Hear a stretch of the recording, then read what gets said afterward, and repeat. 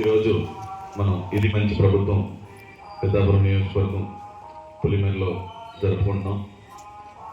ఇక్కడ ఇంత మంచి సభను ఏర్పాటు చేసిన విలేజ్ సర్పంచ్ గారికి, అలాగే డిపార్ట్మెంట్స్కి, అలాగే గ్రామ ప్రజలందరికీ కూడా, ఇక్కడికి వచ్చేసిన రావాల్సిన చింతాజబ్ గారికి అందరికీ కూడా నా హృదయపూర్వక నమస్కారం. ఆల్రెడీ చాలా సమయం అయింది. మొత్తం అన్ని పాయింట్స్ ఏది వదలకుండా 100 రోజులు పూర్తి చేసింది. నెక్స్ట్ 100 రోజుల్లో చేయబోయేది కూడా మన బాబు గారు చెప్పేశారు, తుమ్మల బాబు గారు చెప్పేశారు. సో వీళ్ళందరికీ, మీ అందరికీ ఫస్ట్ ఇంకొక పాయింట్ ఏంటంటే, 1వ తారీఖు కల్లా జీతం వస్తుంది. అంటే ఇంతకుముందు జీతం ఎప్పుడు పడుతుంది అనేది ఎవరికీ తెలియదు అనమాట. వాళ్ళకి ఎప్పుడైనా పడవచ్చు, కొంత పడవచ్చు, మొత్తం పడవచ్చు, లేకపోతే సగం పడవచ్చు. అంటే వాళ్ళు మొత్తం పని చేస్తున్నా సరే రాష్ట్ర ప్రభుత్వం కోసం, మన కోసం పనిచేస్తున్న వాళ్ళకి జీతాలు కూడా ఇవ్వని పరిస్థితి. జీతాలు ఇచ్చే డబ్బును కూడా వాడేసుకుని, అంటే ఏంటి అంటే పైన అప్పు తీసుకురావాలి.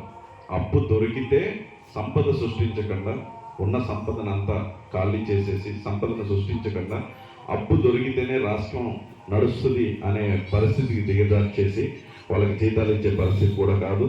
సంపద సృష్టించగలిగే ప్రభుత్వం, సంక్షేమం చేయగలిగే ప్రభుత్వం, ప్రజల కోసం, ప్రజల మేలు కోసం ఉండే ప్రభుత్వం ఈ కూటమి ప్రభుత్వం. చంద్రబాబు గారు విజనరీ, అలాగే పవన్ కళ్యాణ్ గారు నిజాయితీ, మోడీ గారు మ్యాగ్నానిమిటీ, మొత్తం అన్ని 3 కలిపి కూడా మనది కూటమి ప్రభుత్వం. అంటే కేంద్ర ప్రభుత్వంతో సహకారం, అలాగే కేంద్ర ప్రభుత్వంలో కూడా మనం 3 ఉన్నాం. అలాగా 3 కలిసి ఈ ప్రభుత్వాన్ని ఏర్పరచుకున్నందుకు మన రాష్ట్ర పరిస్థితికి నిజంగా అక్కడి నుంచి నిధులు, ఇందులో 100 రోజుల్లో చెప్పండి కూడా ఏంటంటే కేంద్రం నుంచి నిధులు కూడా వస్తున్నాయి మనకి. ఇంతకు ముందు ఏంటంటే అతను వెళ్ళి బతిమలాడేది ఏంటంటే, మా రాష్ట్రానికి ఇది కావాలి, మా రాష్ట్రానికి అది చేయండి, ఏ రోజు అడగలేదు. నాకు బెయిల్ రద్దుని మళ్ళీ రద్దు చేయకుండా ఉంచండి, అంటే నాకు నా బెయిల్ని క్యాన్సిల్ చేయకుండా ఉంచండి, నా బెయిల్లోనే ఉంచండి అనే రిక్వెస్ట్ తప్ప, లేకపోతే మా తమ్ముడు మా చిన్నాయన్ని చంపేశాడు వాడిని కాపాడండి ఈ అడిగేది తప్ప ఎప్పుడు వెళ్ళి మా రాష్ట్రానికి ఇది కావాలి, మా నియోజకవర్గానికి ఇది కావాలి, మా గ్రామానికి ఇది కావాలని ఏ రోజు అడగలేదు. అలాగే ఈ పరిస్థితి ఇలాగ వెళ్తున్నప్పుడు పైన అప్పు ఇవ్వడం మానేశారు. పైన అప్పు ఇవ్వడం మానేస్తే లాస్ట్కి పార్కులు తాకట్టు పెట్టేశారు, స్కూళ్ళు తాకట్టు పెట్టేశారు, కలెక్టరేట్ని తాకట్టు పెట్టేశారు, కాకి భూములను తాకట్టు పెట్టేశారు. మిగిలిందల్లా ఏంటి అంటే మీ భూమిని తాకట్టు పెట్టేయడం కోసమే ల్యాండ్ టైటిలింగ్ యాక్ట్ ఒకటి తీసుకొచ్చి పుస్తకాల మీద అతను ఫోటో వేసేసుకుని డాక్యుమెంట్స్ అన్ని ఆన్లైన్లో ఆల్రెడీ రెడీ చేసేసారు. వచ్చుంటే భూములు తాగేసుకుందరూ అమ్ముకుంటారు. అలాంటిది ఈ కూటమి ప్రభుత్వం రాగానే ల్యాండ్ టైటిలింగ్ యాక్ట్ కూడా రద్దు చేసేసారు. వెంటనే మీ భూమి మీ దగ్గరే ఉండాలి అని చెప్పి ల్యాండ్ టైటిలింగ్ యాక్ట్ని రద్దు చేసి మీ భూమిని మీ దగ్గరే ఉంచేలా చేసింది ఈ కూటమి ప్రభుత్వం.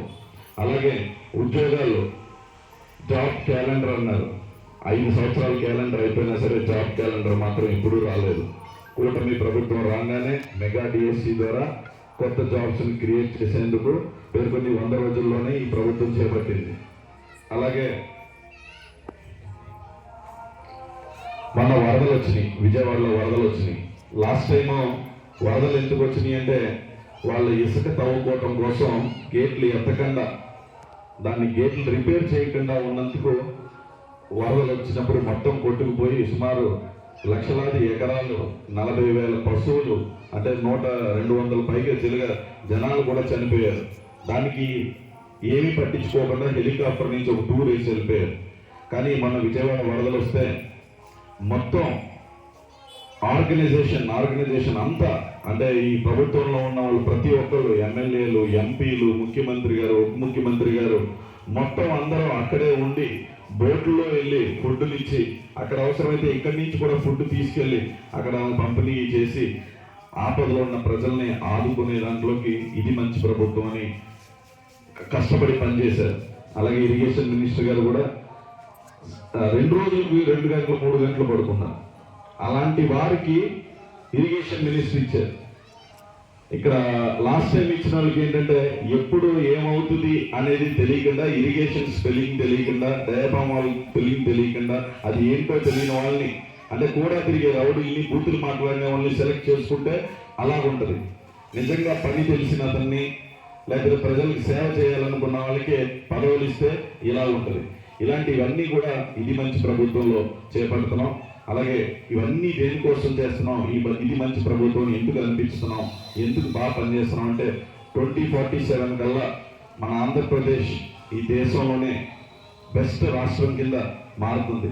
బెస్ట్ రాష్ట్రం అంటే మనకంటూ ఒక రాజధాని వస్తుంది, మీరు పిల్లలు చదువుకున్న పిల్లలకి ఉద్యోగాలు వస్తాయి, అక్కడ అందరూ పనిచేయచ్చు, వివిధ కంపెనీలు ఇక్కడికి వస్తాయి, ఉపాధి కలుగుద్ది, సంపద సృష్టించగలుగుతాం, అలాగే సంక్షేమం చేసుకోగలుగుతాం, అభివృద్ధి చేసుకోగలుగుతాం.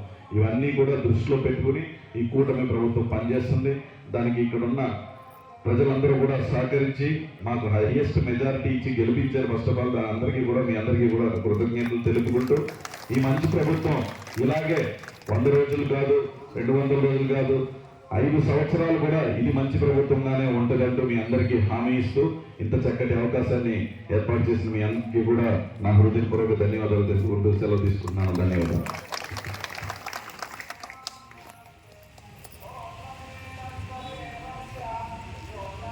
Let's